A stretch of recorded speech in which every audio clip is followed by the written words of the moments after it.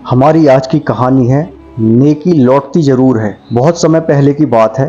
एक औरत अपने परिवार के सदस्यों के लिए रोजाना भोजन पकाती थी और वह एक रोटी वहां से गुजरने वाले किसी भूखे के लिए भी पकाती थी। वह उस रोटी को अपने घर की खिड़की के सहारे रख दिया करती थी, जिसे कोई भी ले जा सकता था। एक कुबड़ व्यक्ति रोज उस रोटी को ले जाता और बिना धन्यवाद दिए अपने रास्ते पर चला जाता। वह कुछ इस तरह बड़बड़ाता जाता, जो तुम बुरा करोगे वह तुम्हारे साथ रहेगा और जो तुम अच्छा करोगे वह तुम तक लौट के आएगा।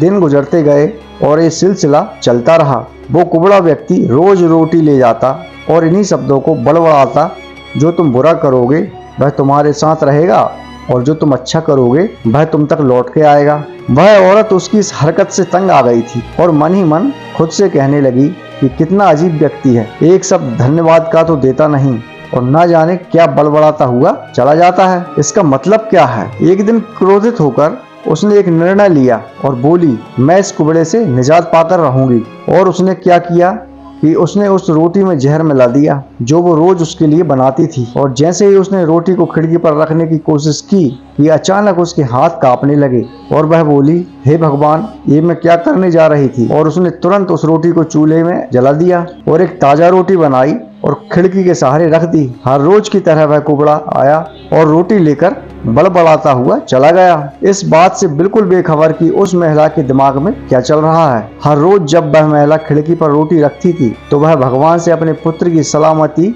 और अच्छी सेहत और घर वापसी के लिए प्रार्थना करती थी, जो कि अपने सुंदर भविष्य निर्माण के लिए कहीं बाहर विदेश चला गया था। महीनों से उसकी कोई खबर नहीं थी। शाम को उसके दरवाजे पर एक दस्तक होती है। वह दरवाजा खोलकर देखती है और अचंभित रह जाती है। अपने बेटों को अपने सामने खड़ा देखती है। वह पतला और दुबला हो गया था, उसके कपड़े फटे हुए थे, भूख से वह कमजोर हो गया था। जैसे ही उसने अपनी माँ को देखा, उसने कहा, माँ, यह एक चमत्कार ही है कि मैं यहाँ हूँ। जब मैं एक मील दूर था, मैं इतना भूखा था कि मैं गिरकर मर गया होता, लेकिन तभी एक कुबड़ा व्यक्ति वहां से गुजर रहा था। उसकी नजर मुझ पर पड़ी और उसने मुझे अपनी गोद में उठा लिया। भूख के मारे मेरे प्राण निकल रहे थे। मैंने उससे खाने को कुछ मांगा। उसने निसंकोच अपनी रोटी मुझे यह कहकर दे दी कि मैं हर रोज ही खाता हूँ, लेकिन आज मुझसे ज्यादा जरूरत तुमको है। ये लो और अपनी भूख मिटा लो। जैसे ही माँ ने उसकी बात सुनी, माँ का चेहरा खिल गया और अपने आप को संभालने के लिए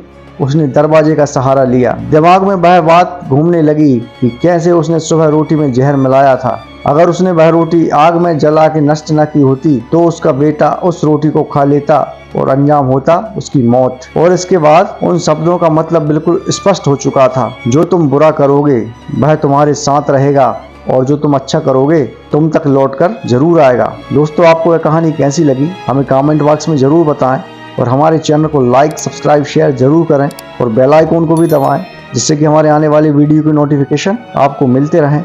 मिलते हैं अगली वीडियो में, जब तक के लिए नमस्कार।